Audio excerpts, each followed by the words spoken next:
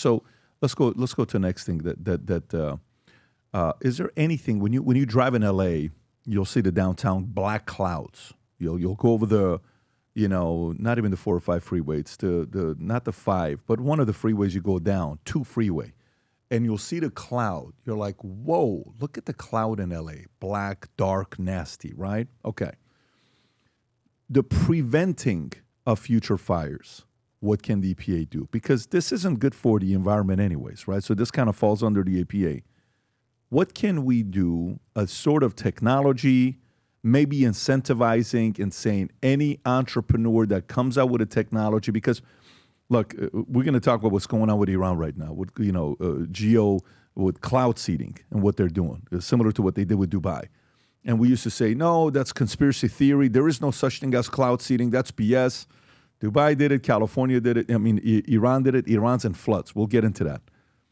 Can't we create a technology that incentivizes entrepreneurs and say, if you're able to find a solution for fires, we are willing to give X, Y, Z to accelerate the process of eliminating fire? Because, anticipation is one, and then prevention is better than, while you're in it, let me go get helicopters coming back and forth.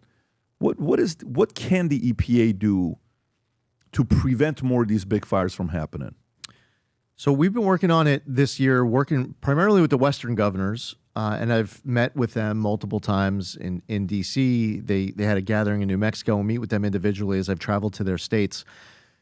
The way the system was set up under the Biden EPA is that they are discouraged, they are disincentivized from engaging in controlled burns, prescribed fires.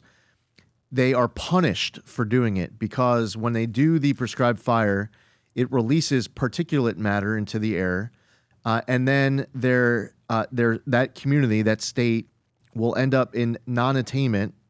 And if they end up in non-attainment, then the consequences include loss of federal funding and more. So they are discouraged and they are disincentivized. What we're working on doing is reversing that. We want to incentivize these states to engage in forest management, these prescribed fires, these exceptional events.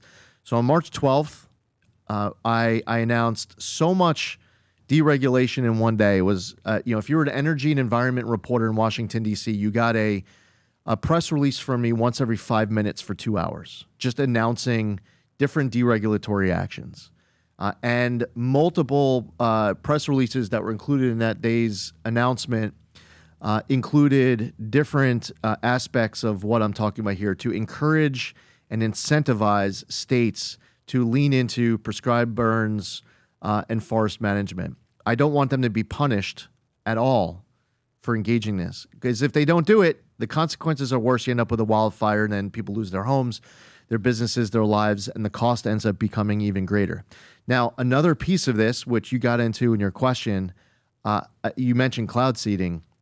I want to say as strongly as I possibly can that I do not agree at all with the idea that humans should be playing God with the weather. I don't feel comfortable with it at all. I don't feel like it's studied enough. And by the way, when it is studied, I don't like the idea at all of it being studied outdoors, as opposed to being studied somehow indoors. Now, I would say for the now some states have legalized cloud seeding. Some U.S. states have legalized cloud seeding. They believe in it. Which ones are these? The list might be. Maybe there's like would it be more blue 9 or red, or would it be combination of both? It would be a mix. Would it be interesting? Yeah, and what's their argument? What's the reasoning behind it?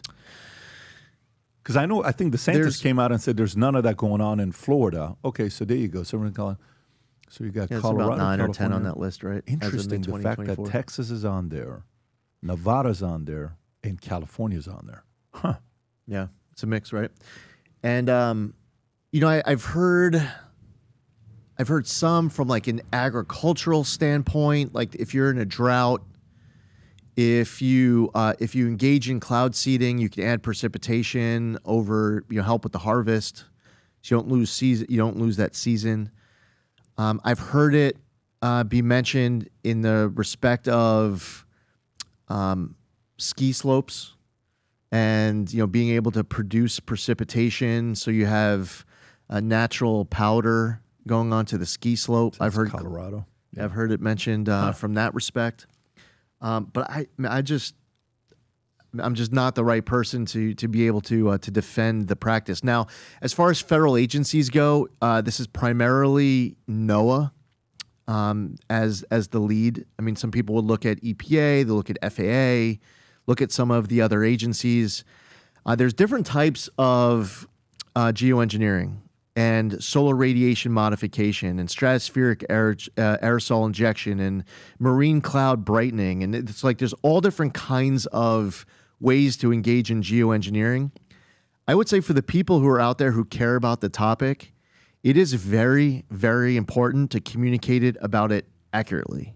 And I think that one of the things that have undermined people who have been active in this space is they'll say things that just aren't true. Like if you walked outside and you saw a line come out of the back of an aircraft and you're like, oh my gosh, we really need to stop this stratospheric aerosol injection that I'm showing you on my X page. Like that is just, that's not stratospheric aerosol injection.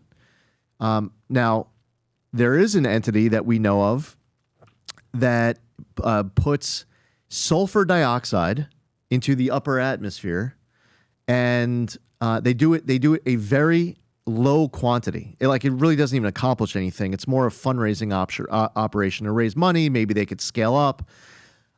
But you kind of wonder whether or not these are people who are like far left or like they're just punking everybody, because it's like, how do you, in the name of combating climate change, put sulfur dioxide into the upper atmosphere?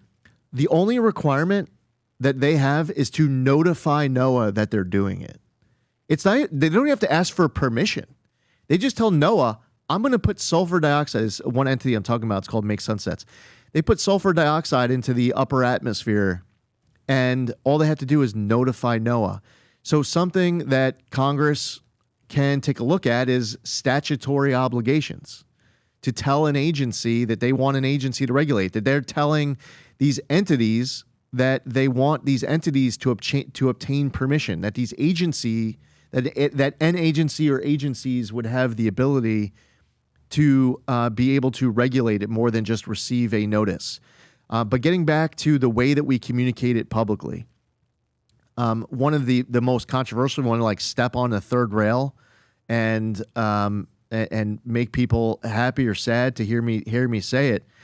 That line that's coming out of the back of an aircraft, there are a lot of people out there who think that this is the United States government engaging in population control.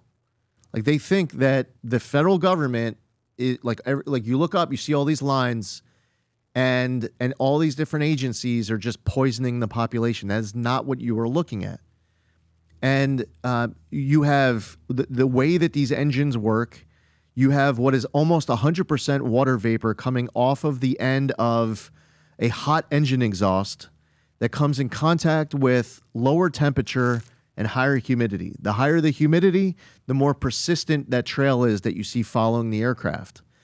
Now, if we want to talk about what that is that you're looking at as far as the line in the sky, let's just be accurate about it. And one last thing I'll mention too, it's also important that you're amplifying real pictures, real videos. And there's a lot of real pictures and real videos out there. I'm not saying that everyone who's posting on it, that they're putting fake stuff out. But there's also, in this world of AI, I see on social media people rallying behind, sometimes it's an account with following, a video or a picture that is just not accurate. So communicating accurately, speaking truth, using the right terms, I think can advance this conversation and this debate much further. And no, the United States government is not engaging in population control. I've asked all the questions, by the way.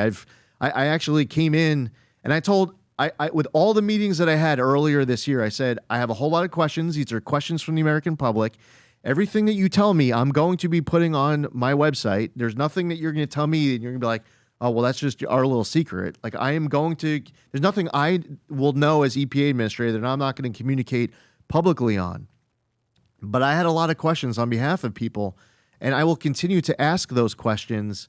And no, the EPA does not engage in those activities, and NOAA doesn't, and FAA doesn't, and the others don't. The U.S. government does not engage in this. When we set out to create a shoe that blends comfort, function, and luxury, we had the choice to make it fast. We had the choice to make it cheap. We chose neither. Instead, we chose Tuscany, Italy.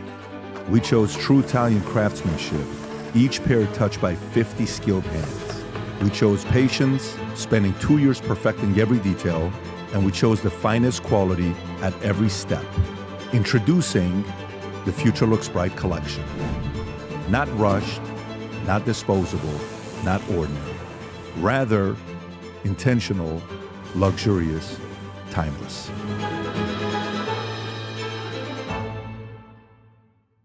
If you enjoyed this video, you want to watch more videos like this, click here. And if you want to watch the entire podcast, click here.